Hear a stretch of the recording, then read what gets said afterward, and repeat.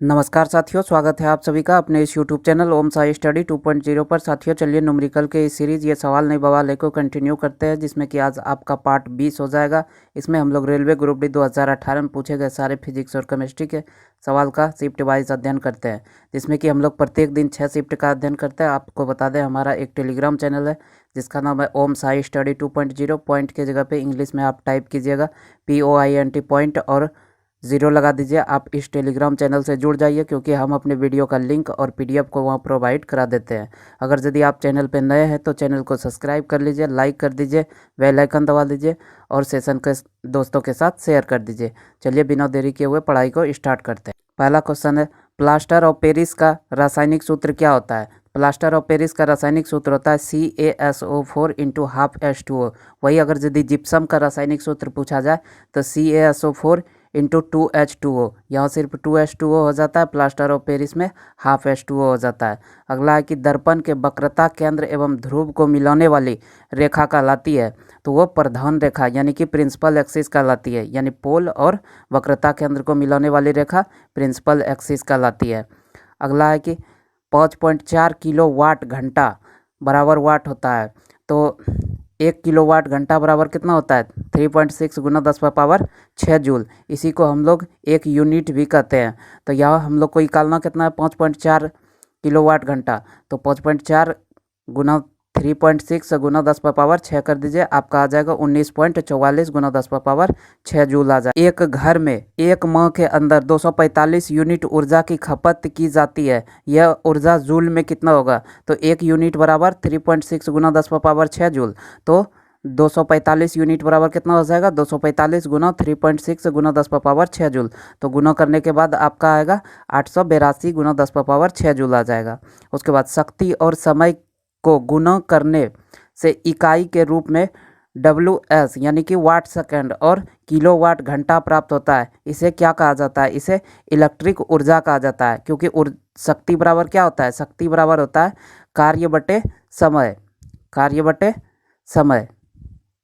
तो यहाँ देखिए शक्ति का वाट हो गया, उसके बाद कार्य रहने दीजिए, समय यहाँ नीचे है तो ये गुना होके वाट सेकंड बन जाएगा। तो यानी कि इलेक्ट्रिक ऊर्जा, कार्य का SI मात्रक जूल, तो वह ऊर्जा का SI मात्रक भी जूल। तो यह इलेक्ट्रिक है तो इलेक्ट्रिक ऊर्जा हो जाएगा।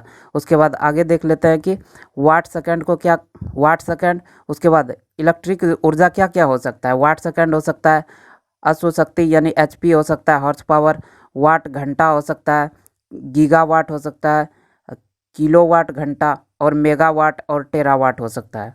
एक माध्यम में 10 श्रृंग और 10 गर्त 0.1 सेकंड में उत्पन्न होता है। आवृत्ति ज्ञात कीजिए। तो आवृत्ति बराबर क्या होता है? 1 सेकंड में चक्करों की संख्या। तो चक्कर किसे कहा जाता है? जैसे कि यहाँ से स्टार्ट होगा और यहाँ आके खत्म होगा, तभी उसे एक लूप कहा जाएगा, यानी एक चक्कर कहा जाएगा। तो यहाँ देखिए 10 श्रृंग यानी एक श्रृंग और एक गर्त मिला के एक लूप बनता है। इस प्रकार 10 श्रृंग और 10 गर्त मिला के कितना लूप बनेगा? 10 लूप बनेगा। ठीक, चूंकि एक श्रृंग और एक गर्त मिलने के बाद एक ही लूप तैयार होता है, उसी प्रकार 10 श्रृंग 10 गर्त मिलने के बाद 10 लूप तैयार होगा, यानी कि 1 सेकंड में कितना लूप तैयार हो रहा है। तो यहाँ देखिए कि 10 लूप तैयार होने में कितना लग रहा है? 0.1 सेकंड। तो 1 सेकंड में कितना? तो 1 के लिए 10/0.1 कीजिए, आपका दशमलव उड़ने के बाद ऊपर चल जाएगा 1 शून्य और आपका बन जाएगा 100 हर्ट्ज बन जाएगा, यानी आवृत्ति 100 हर्ट्ज हो जाएगा। उसके बाद अमोनिया किन किन तत्वों से मिलकर बना है? तो अमोनिया देखिए, अमोनिया का सूत्र क्या होता है? NH3 में देखिए नाइट्रोजन आपको मिल जाएगा और हाइड्रोजन मिल जाएगा। सल्फर डाइऑक्साइड SO2 का आपेक्षिक आणविक द्रव्यमान कितना होता है? तो SO2 सल्फर का परमाणु द्रव्यमान कितना है? 32। और ऑक्सीजन का होता है 16, लेकिन कितना ऑक्सीजन है? 2 है, तो 16 दूना 32, 32 और 32 जोड़ने के बाद 64 म्यू हो जाएगा आणविक द्रव्यमान। उसके बाद गति का दूसरा समीकरण स्थिति और डॉट के बीच संबंध दर्शाता है। तो देखिए गति का पहला समीकरण होता है V = U + AT, और गति का दूसरा समीकरण होता है S = UT + ½ AT², और तीसरा होता है V² = U² + 2AS। तो यह देखिए स्थिति यानी कि विस्थापन एस, उसके बाद लास्ट में क्या है टी है, तो यानी स्थिति और समय को दर्शा रहा है। गति का दूसरा समीकरण वही, अगर यदि पहला पूछा जाए तो ये क्या दर्शाएगा, वेग और समय को दर्शाएगा, और अगर यदि तीसरा पूछा जाए तो वेग और विस्थापन को दर्शाएगा, यानी कि वेग और स्थिति को दर्शाएगा। धरती से टकराने से तुरंत पहले यदि 2 केजी द्रव्यमान की वस्तु की गतिज ऊर्जा 400 जूल है, इसे किस ऊंचाई से गिराया गया था। जी का मान आपको दिया हुआ है 10 मीटर पर सेकंड स्क्वायर। घर्षण को यह नगण्य मानना है। तो यह देखिए कि कोई वस्तु ऊंचाई से गिरा होगा, जब वह पृथ्वी से टकराने पर थी तो उसमें गतिज ऊर्जा आ गई, क्योंकि गतिज ऊर्जा होता है हाफ mv², स्थितिज ऊर्जा होता है mgh, क्योंकि ऊंचाई तो अब खत्म हो गया, यानी कि पृथ्वी के पास आ गया, तो वही ऊंचाई के अनुसार जो स्थितिज ऊर्जा था वह अब किस में बदल गया, वह गतिज ऊर्जा में बदल गया, जो कि गतिज ऊर्जा आपका दिया हुआ है, कितना दिया हुआ है 400 जूल दिया हुआ है। तो वही पहले स्थितिज ऊर्जा भी 400 जूल नहीं होगा, तो स्थितिज ऊर्जा पोटेंशियल एनर्जी बराबर क्या होता है mgh होता है। तो यह देखिए कि पोटेंशियल एनर्जी दिया हुआ है, m का मान दिया हुआ है 2 kg और g का मान 10 दिया हुआ है, h निकालना है, एक शून्य से एक शून्य कटा दीजिए और 20 दूना 40, यानी कि ऊंचाई आपका कितना आ जाएगा 40 मीटर आ जाएगा। निम्न में से कौन एक परमाणुक है, तो यानी कि एक परमाणु से बना हुआ है। देखिए गंधक यानी कि सल्फर जिसे कहा जाता है, सल्फर S8 इसे लिखा जाता है। हाइड्रोजन H2 2 परमाणु है, ऑक्सीजन O2 2 परमाणु, ऑर्गन, ऑर्गन में एक परमाणु होता है, इसलिए आपका ऑर्गन आंसर हो जाएगा। उसके बाद 5.5 किलोवाट घंटा बराबर कितना होता है, तो देखिए 1 किलोवाट घंटा बराबर 3.6 गुना 10⁻6 जूल, तो 5.5 गुना 3.6 गुना 10⁻6 जूल को गुना करने के बाद आपका आ जाएगा 19.8 गुना 10⁻6 जूल आ जाएगा। एक माध्यम में एक ध्वनि का तरंगदैर्घ्य कितना है, जिसकी आवृत्ति 840 हर्ट्ज और गति 380 मीटर पर सेकंड है। तो देखिए वेग बराबर क्या होता है, तरंगदैर्घ्य गुना आवृत्ति, तो हम लोग को तरंगदैर्घ्य निकालना है, तो वेग बटे आवृत्ति हो जाएगा। तो यह देखिए वेग आपका दिया हुआ है 380 और आवृत्ति दिया हुआ है 840। अब इसको हल करने के बाद आपको आ जाएगा 0.45 मीटर। धनात्मक त्वरण का अर्थ डॉट है, तो धनात्मक त्वरण का अर्थ है कि वस्तु का वेग बढ़ जाता है, यानी कि अंतिम वेग बढ़ जाएगा, क्योंकि त्वरण बराबर क्या होता है अंतिम वेग माइनस प्रारंभिक वेग। यह धनात्मक त्वरण लेना है, तो धनात्मक त्वरण के लिए अंतिम वेग भी जो होना चाहिए, भी होना चाहिए u से बड़ा होना चाहिए, तभी धनात्मक त्वरण होगा। अगर यदि भी u से कम हो जाता है तो वह ऋणात्मक त्वरण हो जाएगा, जिसे कि मंदन कहा जाता है। PbO plus HCl arrow PbCl2 plus H2O समीकरण पर ध्यान दें।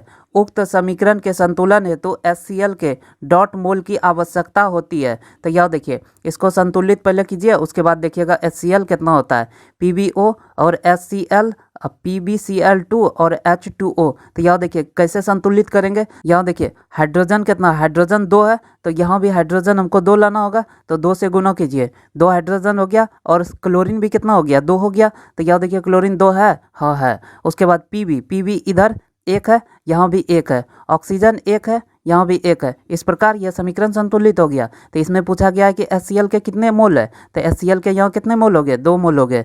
इस प्रकार आपका 2 आंसर आ जाएगा। कौन सा ध्वनि तरंग की विशेषता नहीं है, तो देखिए ध्वनि तरंग में क्या क्या होता है, जैसे कि एक ध्वनि लेते हैं, यानी कि अनुप्रस्थ तरंग लिए, तो इसमें एक एम्पलीट्यूड होता है और ये होता है आवृत्ति होता है। उसके बाद फिर तो इसमें 2 श्रृंग के बीच या 2 गर्त के बीच की दूरी को तरंगदैर्घ्य कहा जाता है। तरंगदैर्घ्य भी होता है जिसे लैम्डा से सूचित किया जाता है। उसके बाद तरंग की गति हो जाएगी, उसके बाद कण की गति हो जाएगी, आवृत्ति तो यहाँ है ही, और समय भी रखा जाता है कि 1 सेकंड में कितना लूप पूरा किया, उसी को आवृत्ति कहा जाता है। इस प्रकार हम लोग को इतना चीज़ प्राप्त हुआ, लेकिन हम लोग यह घनत्व का कोई बात नहीं देखे, तो इस प्रकार आपका क्या आंसर हो जाएगा, घनत्व हो जाएगा, क्योंकि आयाम भी मिल ही गया, एम्पलीट्यूड गति भी मिल गया, समय अवधि मिल गया, आवृत्ति मिल गया, तो घनत्व नहीं मिला, इस प्रकार घनत्व आंसर हो जाएगा। विद्युत धारा का SI मात्रक क्या होता है, तो विद्युत धारा का SI मात्रक एम्पियर होता है।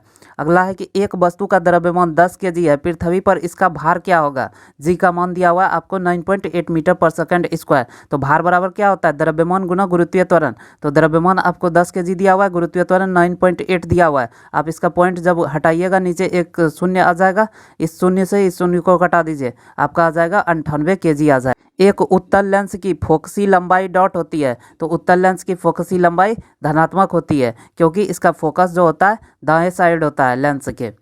उसके बाद देखिए घर्षण बल द्वारा किया गया कार्य होता है, तो घर्षण बल द्वारा किया गया कार्य हमेशा ऋणात्मक होता है क्योंकि वह विरोध कर रहा है, हम लोग आगे जाना चाह रहे हैं, घर्षण बल हमें पीछे खींच रहा है, तो वो एक प्रकार से क्या होता है, कार्य ऋणात्मक होता है क्योंकि देखिए बल की दिशा इधर है, घर्षण बल की दिशा इधर है, तो ये एक प्रकार से ऋणात्मक कार्य हुआ क्योंकि ये 180 डिग्री का एंगल बना रहा है। ठीक, कॉस 180 डिग्री का मान माइनस में होता है 1। विद्युत प्रतिरोधकता का ऐसी इकाई क्या होता है, तो देखिए विद्युत प्रतिरोधकता का ऐसा ही इकाई निकालना है, तो प्रतिरोध जो होता है लंबाई के समानुपाती होता है और प्रतिरोध जो होता है उसके क्रॉस सेक्शन एरिया यानी कि ताड़ के मोटाई के एरिया के व्युत्क्रमानुपाती होता है। जब इन दोनों टर्म का उपयोग करके समीकरण बनाया गया तो आर बराबर यानी कि समानुपात का चिन्ह हटने के बाद बराबर के बाद रो का चिन्ह आ गया यानी कि इसे प्रतिरोधकता ही कहा जाता है। तो देखिए आर बराबर रो एल और बाय ए हो जाएगा यानी एक क्रॉस सेक्शन एरिया हो गया। तो यह देखिए कि आर यानी प्रतिरोध का ओम होता है और रो हम लोग को निकालना है यानी प्रतिरोधकता का ऐसा ही मात्रक निकालना ही है और लंबाई का मीटर होता है और एरिया का मीटर स्क्वायर हो जाता है। तो 1 मीटर से 1 मीटर स्क्वायर कट गया, तो यहाँ देखिए कि रो बराबर क्या बचा, ओम मीटर बचा यानी प्रतिरोधकता का ऐसा ही मात्रक क्या होता है, ओम मीटर होता है। अगला है कि C12H22O11 किसका रासायनिक सूत्र है, तो देखिए C12H22O11 ये लैक्टोज या सुक्रोज या इसे चीनी भी कहा जाता है, तो उसी का सूत्र है। वही अगर यदि C6H12O6 को देखा जाए तो ये ग्लूकोज का रासायनिक सूत्र है।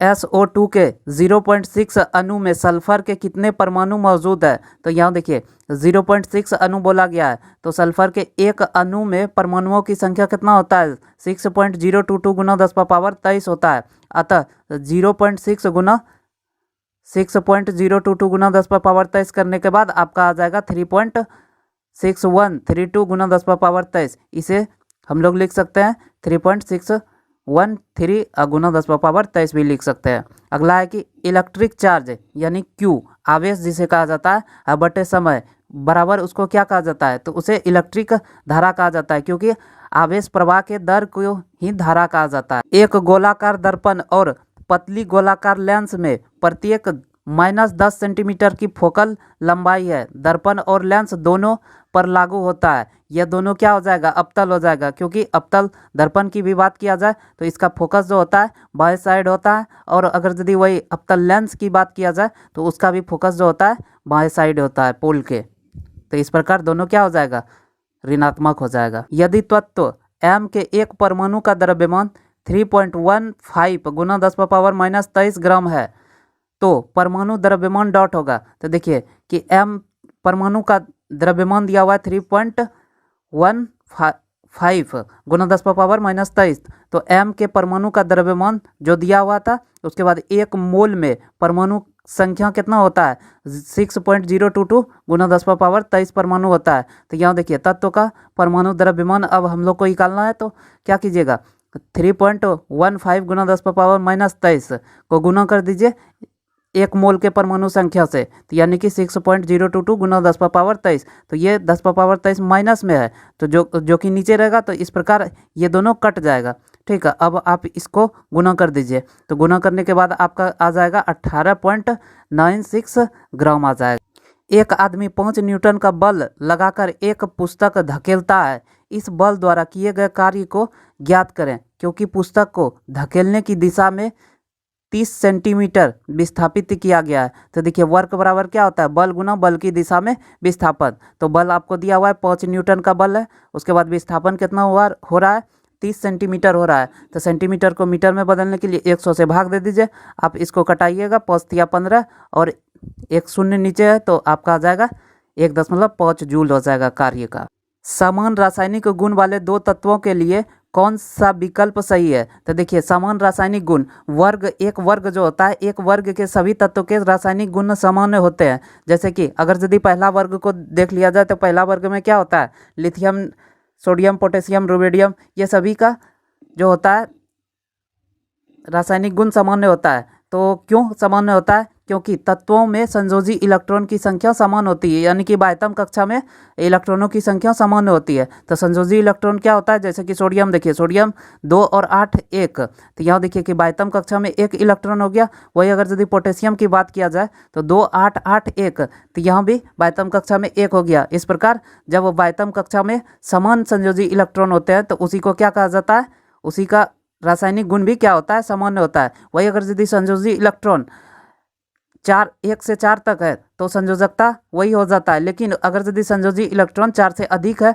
तो संयोजकता निकालने के लिए क्या किया जाता है, 8 में से उस संयोजी इलेक्ट्रॉन को घटा दिया जाता है, जो भी आंसर प्राप्त होता है वही उसका संयोजकता हो जाता है। तो वही यहाँ देखिए मैग्नीशियम 2 8 2, तो यहाँ देखिए संयोजी इलेक्ट्रॉन की संख्या कितना बचा, 2 बचा, जो कि सोडियम पोटेशियम और मैग्नीशियम ये सभी एक होंगे, नहीं होंगे, सोडियम और पोटेशियम एक होंगे, लेकिन मैग्नीशियम के रासायनिक गुण अलग हो जाएंगे। प्रतिदिन 8 घंटे के लिए 60 वाट इलेक्ट्रिक बल्ब का उपयोग किया जाता है।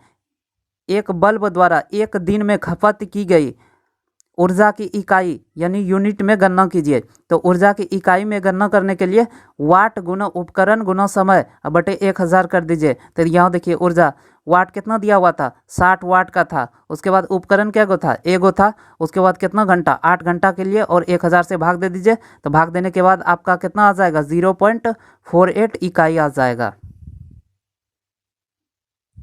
उसके बाद एक टकराव में डॉट हमेशा की बचत की जाती है। तो देखिए टकराव में संवेग हमेशा बचत की जाती है। संवेग संरक्षण का नियम होता है कि यानी कि संवेग टक्कर के पहले भी संवेग और टक्कर के बाद भी संवेग दोनों क्या होता है, बराबर होता है। तो संवेग बराबर क्या होता है, द्रव्यमान गुना वेग हो जाता है। उसके बाद अगला क्वेश्चन है कि एक रुकी हुई नाव लहरों की वजह से हिलती है, जिसके क्रमिक तरंग 100 मीटर की दूरी पर है।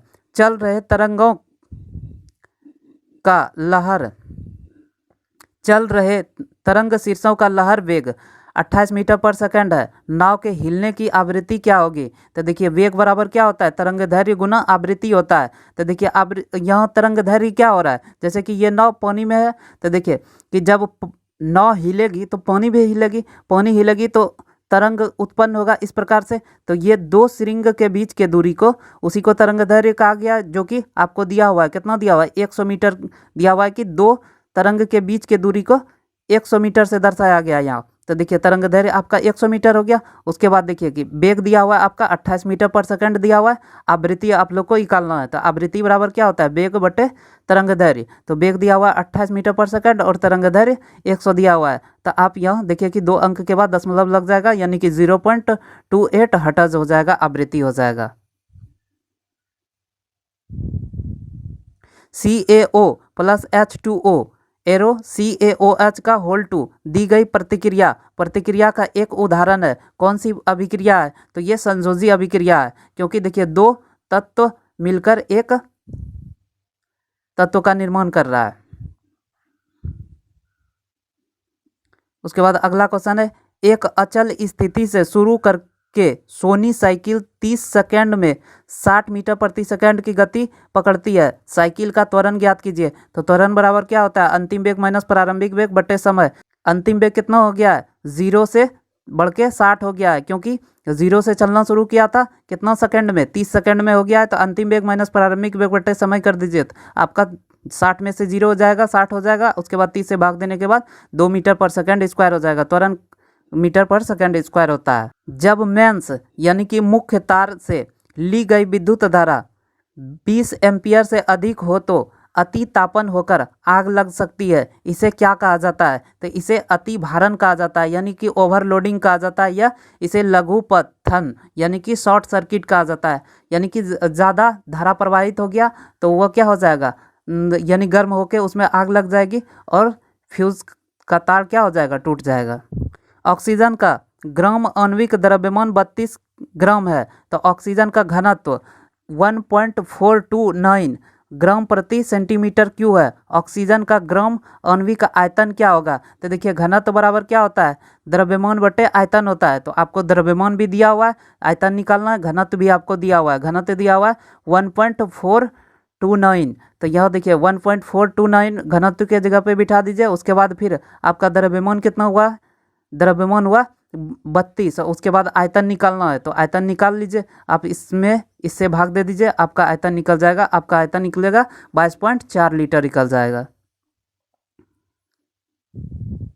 यदि किसी गतिमान पिंड की चाल दुगुनी कर दी जाए तो संवेग दुगुना हो जाएगा और गतिज ऊर्जा 4 गुना हो जाएगा, क्योंकि संवेग बराबर होता है द्रव्यमान गुना वेग। तो एक बार यहाँ वेग का उपयोग किया गया है। उसके बाद गतिज ऊर्जा क्या होता है, हाफ mv², यानी कि वेग को 2 बार किया गया, यानी 2 गुना 2 करने के बाद 4 गुना ऑटोमेटिक हो जाएगा।